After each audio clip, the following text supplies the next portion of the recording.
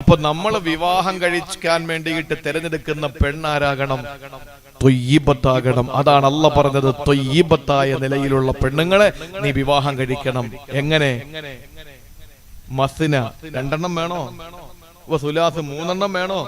റുബാ 4 വേണോ? കെട്ടിക്കോ. നിങ്ങൾ ചെരുപ്പൊന്നും ഊരണ്ട പെണ്ണുങ്ങൾ, ബാക്കി കൂടെ പറഞ്ഞോട്ടെ.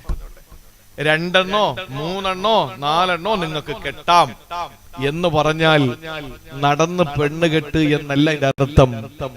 ആ കാലഘട്ടത്തിൽ 10ഉം 200ഉം 400ഉം പെണ്ണിനെ കെട്ടുന്നവരോട് ഇസ്ലാം പഠിപ്പിച്ചു, നിങ്ങൾ അത്രയും കെട്ടരുത്, 1 കെട്ട്, വേണമെങ്കിൽ 2 ആയിക്കോ, ഇനി അപ്പുറത്ത് വേണമെങ്കിൽ 3 ആയിക്കോ, ഇനി അങ്ങേ അറ്റം വേണമെങ്കിൽ 4 ആയിക്കോ, 5ാമതൊരു പെണ്ണിനെ നീ കെട്ടരുത്.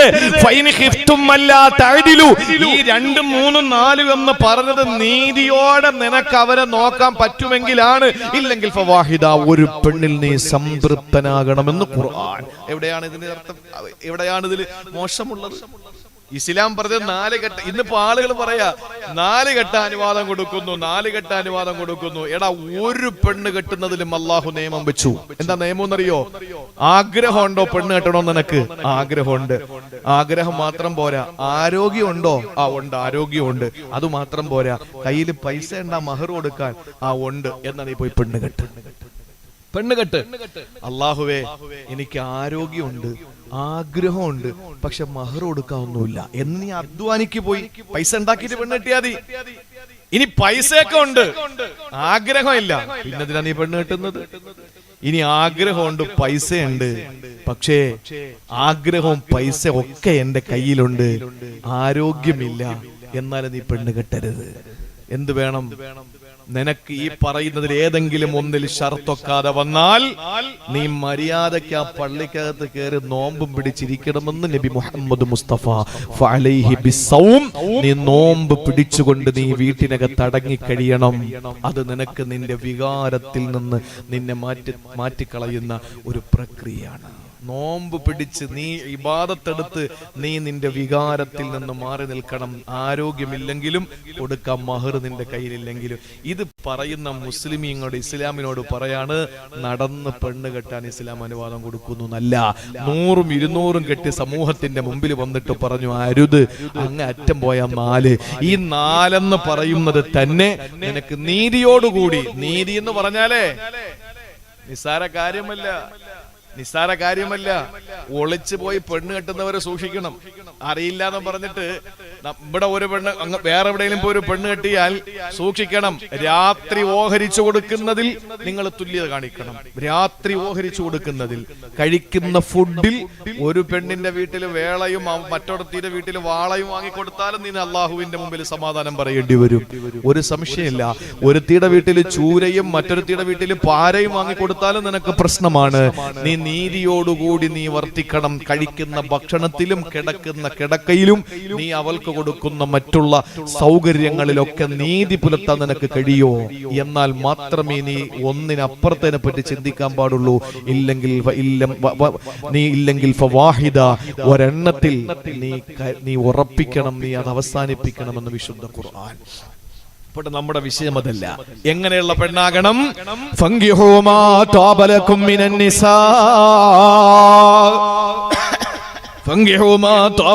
മിനൻ നിസാ, പെണ്ണുങ്ങളിൽ ത്വയ്യിബത്തായതിനെ നീ കല്യാണം കഴിക്കണമെന്ന വിശദീകരിക്കുന്നില്ല പ്രിയപ്പെട്ടവരെ. അപ്പൊ വീട്ടിനകത്തൊരു ഭാര്യ വന്നു, ആ ഭാര്യയും ത്വയ്യിബത്തായി. അത് കഴിഞ്ഞാൽ പിന്നെ ഉള്ളതെന്താണ്? ആ ഭാര്യയോടൊപ്പം തന്റെ ജീവിതത്തില് അള്ളാഹു 1 കൊല്ലം കഴിയുമ്പോ 9 മാസം 10 ദിവസം കഴിയുമ്പോ നിനക്ക് തരുന്നത് പൊന്നുമക്കളാണ്. ആ മക്കളും ത്വയ്യിബത്താകണമെന്ന മഹാനായ സക്കരിയ നബി അലൈഹിസ്സലാമിന്റെ ദുആ പഠിപ്പിക്കുന്നത്. സക്കരിയ നബി അലൈഹിസ്സലാം ദുആ ചെയ്തു. എന്തിനാ ദുആ ചെയ്തതെന്നറിയോ സഹോദരങ്ങളെ? ഒരു സന്താനത്തിന് വേണ്ടി സക്കരിയ നബി ദുആ ചെയ്യുകയാണ്. ഖാല റബ്ബി ഹബിലി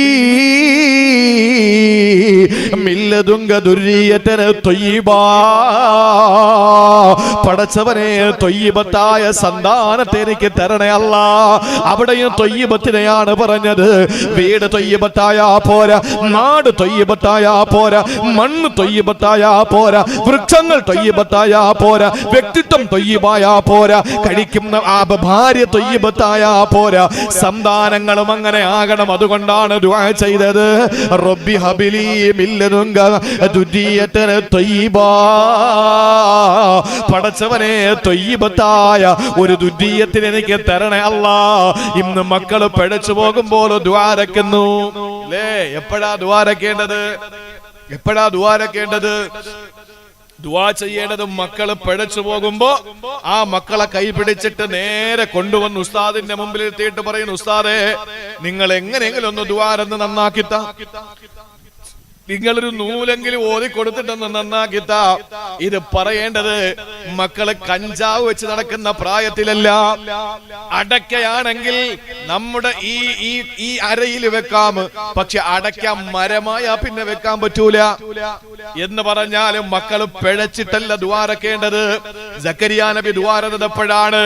ഹന്ന ബീവി മറിയം ബീവിക്ക് വേണ്ടി ദ്വാരന്നത് എപ്പോഴാണ്? സഹോദരങ്ങളെ, ഇബ്രാഹിം നബി അലൈഹിസ്സലാം ഇസ്മായിൽ എന്ന പ്രവാചകന് വേണ്ടി ദ്വാരന്നത് എപ്പോഴാണ്? സക്കരിയ നബി തനിക്ക് വരാൻ പോകുന്ന പുത്രനെ പറ്റി ദ്വാരന്നത് ഭാര്യ ഗർഭിണിയായപ്പോഴല്ല, സഹോദരങ്ങളെ പ്രസവിച്ചതിന് ശേഷമല്ല, മക്കൾ വളർന്നു വരുമ്പോഴല്ല, വളർച്ച മുരടിക്കുമ്പോഴല്ല, മതപരമായി പിന്നോക്കം നിൽക്കുമ്പോഴല്ല. എപ്പോഴാണ്? വിവാഹ പ്രായമെത്തുമ്പോ, വിവാഹം കഴിക്കുമ്പോ ആ സമയത്ത് നീ ദുആരക്കണ, റബ്ബി ഹബിലി ദുരിയതൻ ത്വയ്യിബാ. അല്ലാഹുവേ ത്വയ്യിബത്തായ സന്താനങ്ങളെ തരണേ അല്ലാ. എന്നാ നീയോ ദ്വാരക്കുന്നില്ല. നിനക്ക് വേണ്ടി ദ്വാരക്കുമ്പോഴെങ്കിലും ഒരു ആമീൻ പറ. അതാണ് നിക്കാഹിന്റെ സദസ്സുകളുടെ നോക്ക്, നിക്കാഹിന്റെ സദസ്സിൽ നോക്ക്.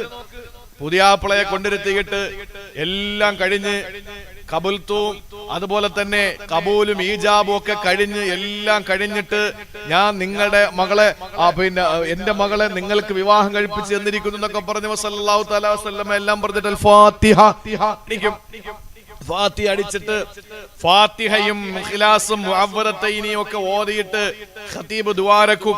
നമ്മൾ കരുതുന്ന എന്താ? ഇത് മഹല്ലിന്റെ സംവിധാനത്തിന്റെ ഒരു മാമൂലാണത്രേ.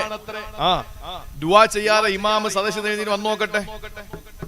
ആ പള്ളിയിൽ അടുത്ത ഇമാമ് സുബഹിക്ക് വേറെ ഇമാമ് വരും.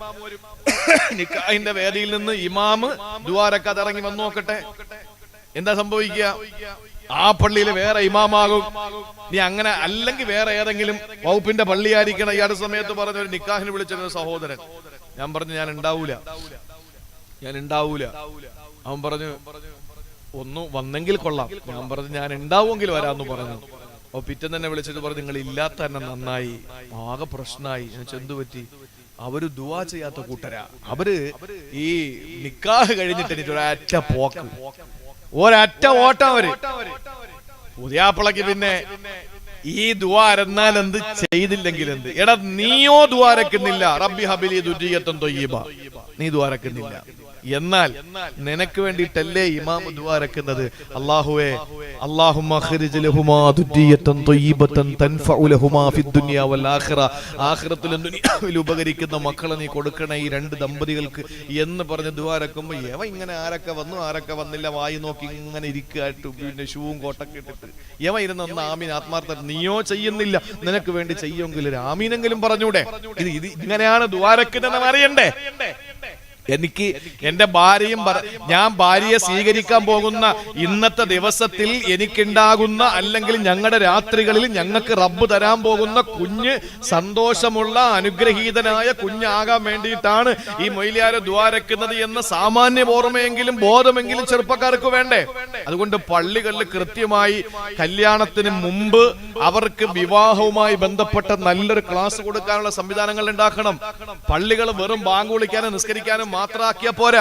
പള്ളികൾ ഈ നാടിന്റെ സെക്രട്ടേറിയറ്റ് മന്ദിരമാണ്.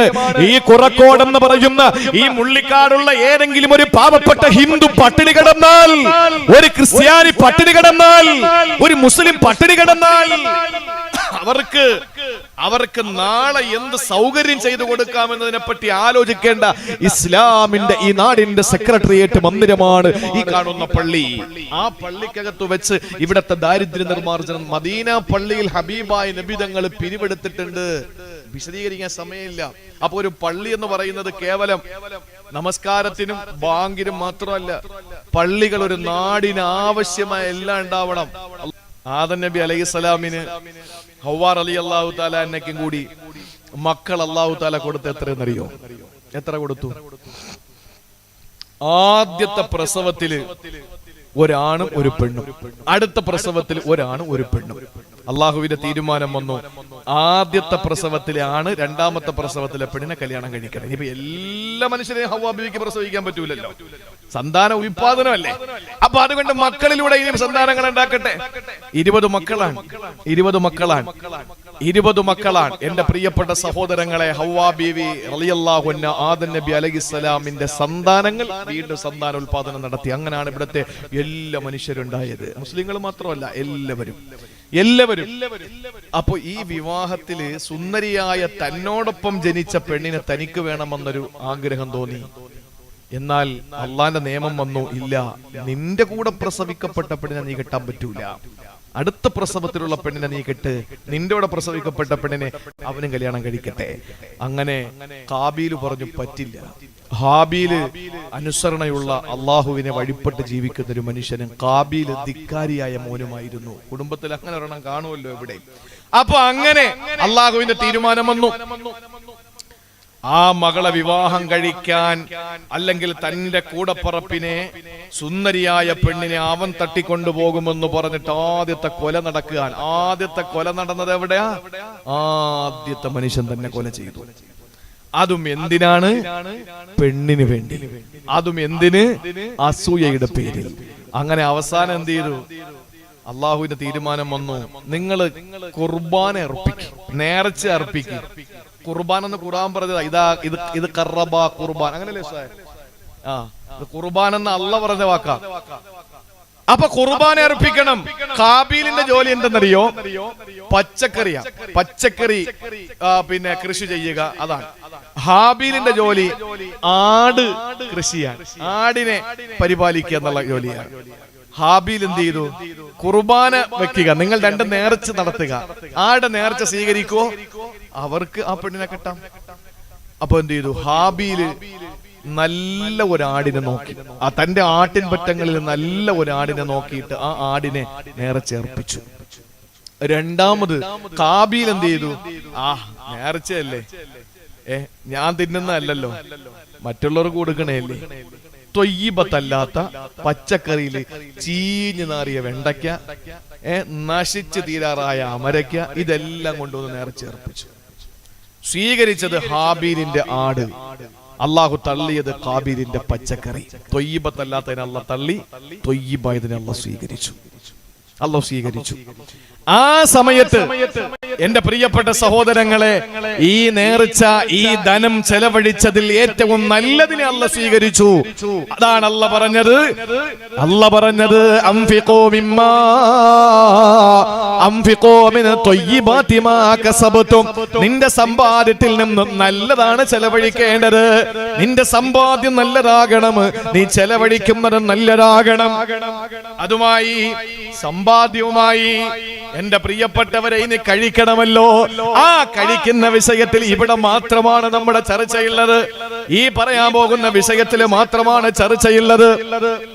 അല്ലാഹ് പറയുകയാണ്, യാ അയ്യുഹന്നാസു കുലൂ മിമ്മാ ഫിൽ അർളി ഹലാലൻ ത്വയ്യിബാ. ജനങ്ങളെ, യാ അയ്യുഹന്നാസ്, ജനങ്ങളെ, കുലൂ മിമ്മാ ഫിൽ അർളി ഹലാലൻ ത്വയ്യിബാ. നിങ്ങൾക്ക് തന്നതിൽ ഹലാലായ ത്വയ്യിബായതിനെ നിങ്ങൾ കഴിക്കണേ. അല്ലാഹു പറയുകയാണ്, ഹലാലായതിനെ നിങ്ങൾ കഴിക്കണേ.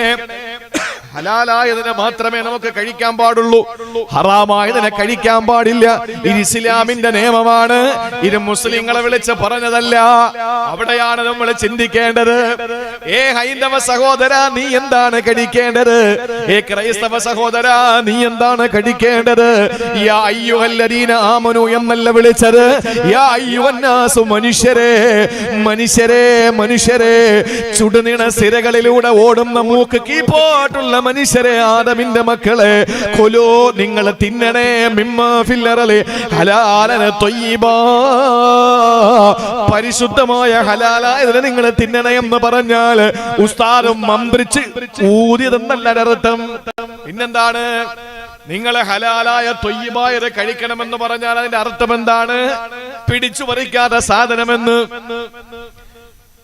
ഏതെങ്കിലും മൃഗങ്ങൾ കുത്തിയിട്ടിട്ട് പോയി മരിച്ചു പോയതല്ലാത്തത്, പോണ പോക്കില് വണ്ടി കയറി ഇറങ്ങിയിട്ട് ചത്തതല്ലാത്തത്, ആരുടെയും വീട്ടിൽ കയറി അവന്റെ ഫാം കയറിയിട്ട് അവനെ കാണാതെ പിടിച്ചു കൊണ്ടുവന്ന ആടല്ലാത്തത്, നല്ല നിലയിൽ അറുത്ത്, നല്ല മൂർച്ചയുള്ള കത്തി കൊണ്ടറുത്ത് അതിന്റെ രക്തം മുഴുവനും വാർന്നുപോയി അതിനെ നന്നായിട്ട് കഴുകി വൃത്തിയുള്ള ഭക്ഷണം ആ വൃത്തിയുള്ള പാത്രത്തിൽ വേവിച്ച് നല്ല മനോഹരമായ ത്വയ്യിബത്തായ ഭക്ഷണം നിങ്ങൾ കഴിക്കണമെന്ന് ഖുർആൻ എല്ലാ മനുഷ്യരോടും അത് പറയുമ്പോൾ, കഴിക്കുന്നതും എന്റെ പ്രിയപ്പെട്ടവരെ ത്വയ്യിബത്താകണം, കഴിക്കുന്നതും പരിശുദ്ധമാകണം.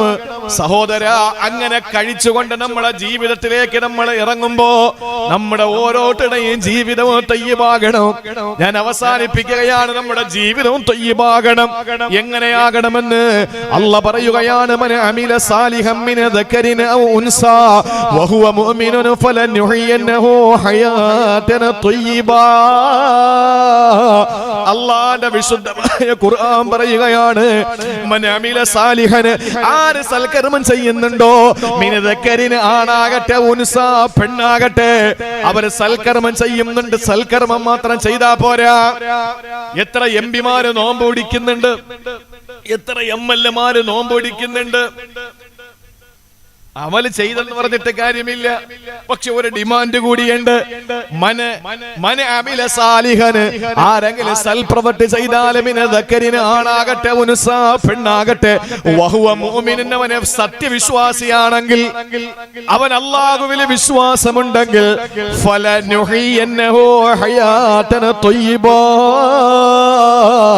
അവന് ഞാൻ നല്ല ജീവിതം കൊടുക്കുന്നതാണ്. നല്ല ജീവിതം അവന് കൊടുക്കുന്നതാണ്. ഒരു വിഭാഗം ഉലമാക്കൾ പറഞ്ഞു ആ ഭൗതിക ലോകത്തെ ജീവിതമാണ്. എന്നാൽ മറ്റൊരു വിഭാഗം പണ്ഡിതന്മാരെ പറയുന്നത് ആഖിറത്തിലെ ജീവിതമാണ്. ഏതാണെങ്കിലും ആഖിറത്തിലാകട്ടെ ദുനിയാവിലാകട്ടെ ഈ നല്ല ത്വയ്യിബത്തായ ജീവിതം കിട്ടണമെങ്കിൽ എന്ത് വേണം? നമ്മൾ അമൽ സാലിഹാത്ത് ചെയ്യണം. അള്ളാഹു തൗഫീക്ക് തരട്ടെ. അപ്പോ നമുക്ക് ചെയ്യാൻ പറ്റുന്ന അമൽ സാലിഹാത്ത് അല്ലേ? അപ്പോഴപ്പോഴേ ചെയ്യാൻ പറ്റുന്ന അമൽ സാലിഹാത്ത് ഉണ്ട്. നടന്നു പോകുന്ന ഒരു സമയത്ത് ഒരാൾ എതിരെ വരുന്നു. ഒരു മുസ്ലിമിനെ സംബന്ധിച്ചിടത്തോളം അങ്ങനെയാണ്. നടന്നു പോകുമ്പോൾ ഒരാൾ എതിരെ വരുന്നു. അപ്പൊ ചെയ്യാൻ പറ്റിയ സാലിഹായ അമൽ എന്താണ്? അവന്റെ മുഖത്ത് നോക്കി ഒന്ന് ചിരിക്കുക. ഇനി മുസ്ലിം ആണെങ്കിൽ അസ്സലാമു അലൈക്കും എന്ന് പറഞ്ഞിട്ടൊന്ന് ചിരിക്കുക. അവന്റെ കൈ രണ്ടും ചേർത്ത് പിടിച്ച് മുസാഫഹത്ത് ചെയ്യുക. അപ്പോ 20 വിരലിന്റെ ഇടയിലൂടെ രണ്ടുപേരുടെയും രണ്ട് കൈയിലൂടെയും 20 വിരലുകളുടെ ഇടയിലൂടെ മുഴുവൻ പാപങ്ങളും കൊഴിഞ്ഞുപോയി. എല്ലാ പാപവും കൊഴിഞ്ഞുപോയി. ആ സദഖ എന്ന പുഞ്ചിരിയിലൂടെ സദഖ എന്ന വലിയ ഒരു മഹത്വം അവന് ലഭിക്കുന്നു. സലാം പറയുമ്പോൾ വലിയ പ്രതിഫലം അവന് ലഭിക്കുന്നു. നിങ്ങൾ ചിന്തിച്ചു നോക്ക്. ഇന്ന് അഷ്റഫുൽ ഖൽഖ് സല്ലല്ലാഹു അലൈഹി വസല്ലം പറഞ്ഞു, ജൂതന്മാരുടെ സലാം, നസാറാക്കളുടെ സലാം ഇന്ന് ഏറ്റെടുത്തിരിക്കുകയാണ് പലരും. എന്താണ് ജൂതന്മാരുടെ അഭിവാദന തഹിയ്യത്ത്? എങ്ങനെയാണെന്നറിയോ? ഹദീസിൽ കാണാം, ജൂതന്മാരുടെ തഹിയ്യത്ത് ഇതാണ്. രണ്ടുപേരോട് ഉയർത്തി കാണിച്ചു, ആരെ കണ്ടാലും വിജയിച്ചിരുന്ന. ഇതാണ് ജൂതന്മാരുടെ തഹിയ്യത്ത്. ഇനി നസാറാക്കളുടെ തഹിയ്യത്തുണ്ട്, അക്കുഫ് ഉയർത്തി, അൽ ഇഷാറത്തു ബിൽ അക്കുഫി എന്ന് പറഞ്ഞാൽ ഈ മുൻകയർത്തിട്ട് മുന്നെ കാണിക്കുക, കൈ വിഷ് ചെയ്യുക. ഇത് നസാറാക്കളുടെ തഹിയ്യത്താണ്. ഇത് രണ്ടും ഇസ്ലാം നിരോധിച്ചിട്ട് പറഞ്ഞു, നിങ്ങൾ ഒരാളെ കാണുമ്പോൾ അസ്സലാമു അലൈക്കും എന്ന് പറയാം. സമാധാനം ഉണ്ടാകട്ടെ, നിങ്ങൾക്ക് അള്ളാഹുവിന്റെ രക്ഷ ഉണ്ടാകട്ടെ. അല്ലാതെ കൈപൊക്കി കാണിച്ചിട്ട് എന്ത് കിട്ടാൻ? ഇനി കൈപൊക്കി കാണിച്ചോളി, ശ്രദ്ധിക്കാൻ വേണ്ടിയിട്ട് കൈപൊക്കി കാണിക്കാൻ നോക്കുമ്പോ അസ്സലാമു അലൈക്കും പറ, അത് കുഴപ്പമില്ല. അല്ലാതെ കൈപൊക്കി കാണിച്ചിട്ട് ഇങ്ങനെ പോവാ. ഒന്ന് കൈപൊക്കി കാണിക്കാത്തതിനാ ചോദിക്കുന്നത്, സലാം പറയാത്തതിന് ആർക്കും പരാതിയില്ല. അതാ നമ്മൾ ജാഹിലിയത്തിലേക്ക് പോയിക്കൊണ്ടിരിക്കുന്നത്. അവൻ ഒരു നമ്മളിപ്പോ ആരെങ്കിലും ഇങ്ങോട്ട് വാട്സപ്പിൽ എന്തെങ്കിലും ഇട്ട ഇപ്പൊ പറയുന്നത് എന്താണ്? നിങ്ങൾ സലാം പറയാത്തതും വിഷമമില്ല, വന്ന് കാണാത്തതും വിഷമമില്ല, ബുദ്ധിമുട്ട് പിന്നെ വീട്ടിൽ പ്രയാസങ്ങൾ മാറ്റിക്കൊടുക്കാത്തതിലും പ്രശ്നമില്ല, ഒന്നുമല്ല. ഇപ്പോഴത്തെ പരാതി എന്നാണ് എല്ലാവരും പറയുന്നത്. അവൻ ഓൺലൈനിൽ ഉണ്ടായിട്ട് പോലും ഒരു മെസ്സേജ് അയക്കുന്നില്ല. അതാണ് അവൻ ഓൺലൈനിൽ ഉണ്ടായിട്ട് ഒരു മെസ്സേജ് അയക്കുന്നില്ല. ഈ കഴിഞ്ഞ മാസം ഈജിപ്തിൽ നടന്ന സംഭവം എന്താണെന്നറിയോ? ഞാൻ വെറുതെ പറയല്ല, തമാശയ്ക്ക് വരെ തള്ളു പൊട്ടിക്കുന്ന കാര്യമല്ല. നിങ്ങൾ നോക്ക്, കഴിഞ്ഞ മാസത്തെ ഒരു മാസികയിലെ വാരികയിലുള്ള ഒരു ഇസ്ലാമിക വാരികയിലുള്ള ഒരു ലേഖനത്തിൽ കൊടുത്തിരിക്കുകയാണ്. ഇക്കഴിഞ്ഞ മാസം ഈജിപ്തിൽ ഒരു സംഭവം ഉണ്ടായി. ഒരു പള്ളിയില് സുബഹിന് ബാങ്ക് വിളിച്ചു. സുബഹിക്ക് ബാങ്ക് വിളിച്ചു. ഞാൻ വെറുതെ പറയുന്നതല്ല, ആവശ്യമാണെങ്കിൽ ഇൻഷാ അല്ലാഹ് ഉസ്താദ് ആരെങ്കിലും ചോദിക്കുന്നെങ്കിൽ ഞാൻ അത് ഫോട്ടോ എടുത്ത് ഞാൻ നിങ്ങൾക്ക് അയച്ചു തരാം. ഒരു മാസികയിലുള്ളതാ, ഒരു വാരികയിലുള്ളതാ. എന്താണെന്നറിയോ? സുബഹിയുടെ പള്ളി ഈജിപ്തിലാണ്. സുബഹിക്ക് അദ്ദേഹത്തിന് പള്ളിയിൽ നിന്ന് പിരിച്ചു വിട്ടു എന്നും അഭിപ്രായമുണ്ട്. അദ്ദേഹത്തിന്റെ കാരണം കാണിക്കൽ നോട്ടീസ് കൊടുത്തു എന്നും പറയുന്നുണ്ട്. അയാൾ എന്താ ചെയ്തെന്നറിയോ? സുബഹിക്ക് പള്ളിയിൽ നിന്ന് ബാങ്ക് വിളിച്ചു. സുബഹിയുടെ ബാങ്കിന്റെ പ്രത്യേകത എന്താ? എന്ത് പ്രത്യേകതയാ? മറ്റ് ബാങ്കുകളിൽ നിന്നൊരു വ്യത്യാസമുണ്ട്. അസ്സലാത്തു ഖൈറും മിനൻ നൗം. എന്താ അതിന്റെ അർത്ഥം? ഉറക്കത്തെക്കാൾ നമസ്കാരത്തിനാണ് ശ്രേഷ്ഠത എന്ന്. ഈജിപ്തിലെ പള്ളിയിൽ നിന്നൊരു മുക്രി, ഒരു മുഅദ്ദിൻ വിളിച്ചു പറഞ്ഞു, അസ്സലാത്തു ഖൈറും മിനൽ ഫേസ്ബുക്ക്. ഞാൻ കള്ളം പറയല്ല. ഈജിപ്തിലെ പള്ളിയിൽ നിന്ന് വിളിച്ച ഈ ബാങ്കിന് ആളുകൾ മുഴുവനും പള്ളിയിൽ ഇരച്ചു കയറി. അഷ്റഫുൽ ഖൽഖ് സല്ലല്ലാഹു അലൈഹി വസല്ലം പഠിപ്പിക്കാത്തൊരു വാചകം എന്തിനു പറഞ്ഞു? അയാൾ തിരിച്ചു മറുപടി കൊടുത്തെന്ന്, രാത്രി ആരെങ്കിലും ഉറങ്ങുന്നെങ്കിൽ അത് പറഞ്ഞാ പോരെ. രാത്രി ആരെങ്കിലും കിടന്ന് ഉറങ്ങുന്നെങ്കിൽ പറഞ്ഞാ പോരെ. ഉണർന്നിരിക്കുന്നവനോട് ഉറക്കത്തെക്കാൾ ശ്രേഷ്ഠത നിസ്കാരത്തിലാണെന്ന് പറയണ്ടല്ലോ. ചെറുപ്പക്കാര് മുഴുവനും ഉണർന്ന് ഓൺലൈനിലാണ്. രാവും പകലും ഒരുപോലെയാണ്. അങ്ങനെ വന്നപ്പോ ഉറക്കമില്ലാതെയായി. ഇന്ന് നിങ്ങൾ കണ്ട ചാടി ഇറങ്ങുക, ചവിട്ടിയിടുക, വെട്ടി നുറുക്കുക, പിടിച്ച് കാല് പൊക്കുക, വെട്ടുക, വാഴക്കൈ വെട്ടും പോലെ ബൈക്കിൽ കയറുക, 2 കിലോമീറ്റർ ചെല്ലുക, നടു റോഡിൽ എറിയുക, ഒറ്റ പോക്ക്. അതാണ് ഇപ്പോഴത്തെ ട്രെൻഡ്. കണ്ടില്ലേ നമ്മുടെ പോത്തങ്കോട് എന്താ സംഭവിച്ചത്? വീട്ടിൽ ചെന്നിട്ട് കയറി, അവിടെ വെച്ച് അവനെ പിടിച്ച് കിടത്തി, അവനെ വെട്ടിയിട്ട് കലി അടങ്ങുന്നില്ല. അവന്റെ കാല് പിടിച്ചുയർത്തി, എന്നിട്ട് വാഴക്കൈ വെട്ടും പോലെ വെട്ടി, അത് തോളത്ത് വെച്ചുകൊണ്ട് നേരെ ബൈക്കിന്റെ പുറകിൽ കയറി നടു റോഡിൽ 4 കവലയിൽ വന്നിട്ട് അത് വലിച്ചെറിഞ്ഞിട്ട് പോയി. ഇന്ന് ഒരു ചെറുപ്പക്കാരോടൊന്നും മിണ്ടാൻ പറ്റൂല. അപ്പോഴേ വെട്ടി നുറുക്കിക്കളയും. എന്താ കാര്യം എന്നറിയോ? എല്ലാത്തിനും ഭ്രാന്ത് പിടിച്ച് കിടക്കുക. ഉറക്കമുണ്ടെങ്കിൽ ഈ സമാനം കിട്ടും. ഇത് ഉറക്കമില്ലാതെ മൊത്തം ഭ്രാന്തന്മാരായി പോയെന്നെല്ലാം. ഒരു സൈഡിൽ കഞ്ചാവ്, അങ്ങനെ കുറെ ഭ്രാന്ത് വന്ന്, മറു സൈഡിൽ ഉറക്കമില്ല, അപ്പൊ കൂടുതൽ ഭ്രാന്തായി. മനുഷ്യന് ഉറങ്ങണം. നഹാ റസൂലുള്ളാഹി സ്വല്ലല്ലാഹു അലൈഹി വസല്ലം അനി സമുറ. രാക്കഥ പറയുന്നതിനെ തൊട്ട് നബി തങ്ങൾ നിരോധിച്ചു. ഇശാ നമസ്കാരം കഴിഞ്ഞാൽ ആദരണീയനായ ശൈഖുന മമ്മിക്കുട്ടി ഹസ്രത്ത് തവ്വലല്ലാഹു ഉംറ, അല്ലാഹു ദീർഘായുസ് കൊടുക്കട്ടെ, മഹാനവറുകൾ എന്റെ അഭിവന്ദനായ ഗുരുനാഥനാണ്. മമ്മിക്കുട്ടി ഹസ്രത്ത് എന്ന് ജീവിച്ചിരിക്കുന്ന വലിയ പലർക്കും അറിയാം. ജാമിയ മന്നാനയിലും അതിരാമ്പട്ടണം റഹ്മാനിയയിലും അതുപോലെ തന്നെ ആറ്റാശരിയിലും ഒക്കെ ദറസ് നടത്തുന്ന മഹാനുഭാവൻ. ആ പ്രിയപ്പെട്ട പണ്ഡിതൻ എനിക്ക് ഒരുപാട് നമുക്ക് ഏതെങ്കിലുമൊക്കെ പ്രതിസന്ധി വരുമ്പോഴാണല്ലോ നമ്മുടെ ഉസ്താദുമാരെ കൂടുതൽ വിളിക്കുക. എനിക്ക് 2 പ്രതിസന്ധി ഉണ്ടായി 2 രാത്രിയിൽ. ആ 2 രാത്രിയിലും ഞാൻ വിളിച്ചു. അപ്പൊ എന്നോട് പറഞ്ഞു, രാത്രി ഒന്നും മിണ്ടാൻ പാടില്ല, അതുകൊണ്ട് രാത്രി വിളിക്കണ്ട, മിസ് കോൾ ഇടുക, രാവിലെ ഞാൻ തിരിച്ചു വിളിച്ചോളാം. റസൂലുള്ള രാത്രി സംസാരിച്ചിട്ടില്ല. നിങ്ങൾ അങ്ങനെ ജീവിക്കുന്ന മനുഷ്യരുണ്ടെന്ന് ആലോചിച്ച് നോക്കിയേ. ഇത് ഇപ്പോഴുള്ള കഥയായി പറയുന്നത്. നേരം വെളുക്കുന്നതിന് മുമ്പ് രാത്രിയുടെ 3-ാം യാമത്തിൽ, രാത്രിയുടെ 3-ാമത്തെ 3 മണിക്കൂർ, അതാണ് 3-ാം യാമത്തിൽ. അതായത് ഇശാ നമസ്കാരം കഴിഞ്ഞ് കിടന്നാൽ സഹറിന്റെ സമയം, അത്താഴം കുടിക്കാൻ എഴുന്നേൽക്കുന്ന സമയം, ഇടയത്താഴത്തിന്റെ സമയം. ആ സമയത്ത് പണ്ട് കാലങ്ങളിലെ പള്ളിയിൽ നിന്ന് ഇപ്പോൾ സമയം 3 മണി കഴിഞ്ഞ് 45 മിനിറ്റ് ആയിരിക്കാണ്. ഇപ്പൊ അതൊന്നും കേൾക്കാനില്ല, അതിന്റെ ആവശ്യമില്ലല്ലോ. എല്ലാവർക്കും ഇപ്പൊ ആരെയും വിളിച്ചു നിർത്തണ്ട, സ്വന്തമായി എണീറ്റു വരാൻ അവരുടെയൊക്കെ കയ്യിൽ അലാറവും മറ്റു സംവിധാനങ്ങളൊക്കെ വന്ന് മൊബൈലൊക്കെ വന്നപ്പോൾ അതിന്റെ ആവശ്യമില്ല. പണ്ട് കാലങ്ങളിലെ പള്ളി, ഞങ്ങളെ പനൂരത്തെ പള്ളിയിൽ നിന്നൊക്കെ കൃത്യമായി വിളിക്കും, അതിനു മുമ്പ് കുറച്ച് ഓതും. ഞാനും അങ്ങനെ ചെറിയ പ്രായത്തിൽ ഇങ്ങനെ ബൈത്ത് പാടാനും ഓതാനൊക്കെ പള്ളിയിൽ പോയിട്ടുണ്ട്. ഞാൻ പറഞ്ഞു വന്നത്, സഹോദരങ്ങളെ, ആ ഒരു കാലഘട്ടത്തിൽ, ആ ഒരു അവസ്ഥയിൽ രാത്രിയിൽ നിന്ന് നമ്മൾ അവസാന ഭാഗത്ത് അത്താഴത്തിന് എഴുന്നേക്കുന്ന സമയത്ത് നമ്മൾ എഴുന്നേക്കണം. സുബഹിക്കല്ല നമ്മൾ എഴുന്നേക്കേണ്ടത്, അതിന് മുമ്പേ ഒരു വിശ്വാസി എഴുന്നേക്കണം. കിടക്കേണ്ടത് എപ്പോഴാ? ഇശാ കഴിഞ്ഞാൽ ഉടനെ. ഞാൻ ചെറിയ കാര്യം കൂടെ പറഞ്ഞുതരാം. നിങ്ങൾ നോക്ക്, ലോകത്ത് ഏറ്റവും കൂടുതൽ കശാപ്പ് ചെയ്യപ്പെടുന്നത് ഏതാണ്? ആടാണ്. നമ്മളെ നാട്ടിലൊക്കെയാണ് കോഴി കശാപ്പ് ചെയ്യുന്നത്. ഏറ്റവും കൂടുതൽ കശാപ്പ് ചെയ്യപ്പെടുന്ന ജീവി ആടാണ്. എന്നാൽ ഏറ്റവും കൂടുതൽ ഈ നമ്മുടെ നാട്ടിലുള്ളത് എന്താണ്? ആടാണ്. ഏറ്റവും കൂടുതലുള്ള ആടാണ്. വീട്ടിൽ വളർത്തുന്നത് ആടാൻ. 2, 3, 4, 5 ആടുകളുള്ള വീടുകളുണ്ട്. ചില വീടുകളിൽ തീരെയില്ല, അത് പോട്ടെ. എന്നാ പട്ടി റോഡിൽ ഇങ്ങനെ ഇഷ്ടംപോലെ പട്ടി, അത് കന്നിമാസത്തിലെ കൂടുതൽ കാണും, അല്ലാത്തപ്പോഴൊക്കെ പട്ടി കുറവാ. എന്തായാലും ഈ പട്ടി ഇങ്ങനെ ചുറ്റിപ്പറ്റി ഓടുന്നു. അത് നമ്മൾ ബൈക്ക് ഇടിച്ചാൽ പോലും, വണ്ടി ഇടിച്ചാൽ പോലും അതിനൊരു കുലുക്കമില്ല, എണീറ്റ് നന്നായിട്ട് നടന്നങ്ങ് പോകും. ഈ ഇടിച്ചപ്പം പിന്നെ 6 മാസം ആശുപത്രി കിടക്കേണ്ടി വരും. ആ ഒരു അവസ്ഥയിൽ ഒരുപാട് പേര് അപകടത്തിൽപ്പെടുത്തിയ ഈ പട്ടി ഉണ്ടല്ലോ, ആ പട്ടി ഒരു കുഴപ്പമില്ലാതെ ഓടി നടക്കുന്നു. ആട് നിരന്തരം കശാപ്പ് ചെയ്തിട്ടും ഈ ആട് ഇഷ്ടംപോലെ അള്ളാഹു അതിന്റെ വർഗത്തിന് ബറക്കത്ത് കൊടുത്തു. എന്താ കാര്യം എന്നറിയോ? ആടിന് ഒരു പ്രത്യേകതയുണ്ട്. ആട് രാത്രി നന്നായിട്ട് ഉറങ്ങും, അത് അയവിട്ടില്ല. സുബഹിയുടെ സമയമാകുമ്പോൾ അതിന് തൊട്ടു മുമ്പ് ആട് ഉണരും. അതിന്റെ വർഗത്തിന് അല്ലാഹു ബറക്കത്ത് കൊടുത്തു. എന്നാൽ പട്ടി നിങ്ങൾ കണ്ടിട്ടുണ്ടോ? പട്ടിയുടെ ഏറ്റവും വലിയ സമ്മേളനം നടക്കുന്ന രാത്രിയാ. എവിടെ പോയാലും രാത്രി പട്ടിയാണ്. സുബഹിയുടെ ബാങ്കിന്റെ സമയമാകുമ്പോ കടയുടെ മുൻപിൽ കടത്തിണ്ണയിൽ കിടന്നുറങ്ങും പട്ടി.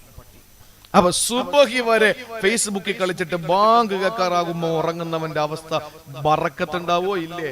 ഏത് വിഭാഗത്തിൽപ്പെടും? ഒന്ന് ആലോചിച്ച് നോക്കി. ഇതാണ് മനുഷ്യന്റെ അവസ്ഥ. അതുകൊണ്ട് ഈജിപ്തിലെ പള്ളിയിൽ നിന്ന് ഇങ്ങനെ ഒരു ബാങ്ക് പറ്റി അവര് നോട്ടീസ് കൊടുത്തിരിക്കുന്നു. ഇത് ഉള്ള കാര്യമാണ് ഞാൻ ഈ പറഞ്ഞത്. അപ്പൊ അതുകൊണ്ട് ഓരോ വ്യക്തികൾക്കും അവസരോചിതമായി അമല് ചെയ്യാനുള്ള സൗകര്യമുള്ളത് പരിശുദ്ധമായ ഇസ്ലാമിന്റെ പ്രത്യേകതയാണ്. നടന്നു വരുന്ന വഴിയിൽ ഒരു വിശ്വാസിയുടെ മുഖത്ത് നോക്കി കിട്ടുന്ന പുഞ്ചിരിച്ചാൽ സ്വതക്ക. നടന്നു പോകുന്ന വഴിയിൽ ഒരാൾക്ക് ഒന്ന് ചുമടെടുത്ത് വെക്കാൻ പറ്റുന്നില്ല, അതിനെ ഒന്നെടുത്തിട്ട് ഇങ്ങനെ വെച്ചു കൊടുത്താൽ അത് സ്വതക്ക. എന്തൊരു അനുഗ്രഹമാണ് അള്ളാഹു തരുന്നത്. അതുകൊണ്ട് ഏതൊരാണാവട്ടെ പെണ്ണാകട്ടെ, അവന്റെ ജീവിതത്തിൽ അള്ളാഹു അനുഷ്ഠിക്കാൻ പറഞ്ഞ, അള്ളാഹു പൊരുത്തപ്പെട്ട അമലുകൾ ചെയ്താൽ